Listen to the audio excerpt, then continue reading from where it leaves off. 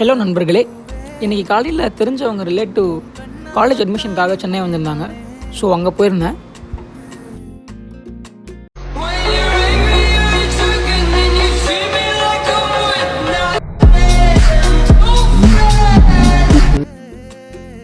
அப்படியே நைட் சாப்பிட்டு ஃப்ரெண்டுக்கிட்ட ரெக்கார்ட் வாங்கிட்டு என் ரூமுக்கு வந்தாச்சு. ரூமுக்கு வந்து பார்த்தா ஒருத்தன் அரசியல் பார்த்துட்ருக்கான், இன்னொருத்தன் சீரீஸ் பார்த்துட்ருக்கான். ஆனால் 2 பேரும் முன்னாடி படிச்சுட்டு தான் இருந்தானுங்க.